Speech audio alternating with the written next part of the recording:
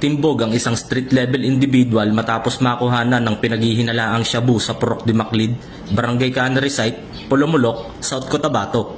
Kinilala ni Police Lieutenant Colonel Peter L. Pinalgan Jr., officer in charge ng Polomolok Municipal Police Station ng nahuling individual na si alias Joshua, 24 anyos, binata, laborer at residente ng Sampaguita Street, Barangay Poblacion, Polomolok, South Cotabato. Naaresto ang suspect nang magsagawa ng bypass operation ng mga otoridad at dito nakumpiska ang isang plastic sachet ng hinihinalang shabu na may timbang na 0.1 na gramo at may standard drug price na 6,860 pesos at 1,000 peso bill bilang bypass money.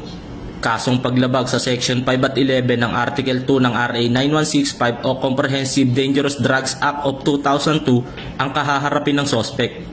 Patuloy naman ang pagsisikap ng PNP para mahuli ang lahat ng may pananagutan sa batas, lalong-lalo na may kinalaman sa droga para sa isang mapayapa at maunlad na komunidad.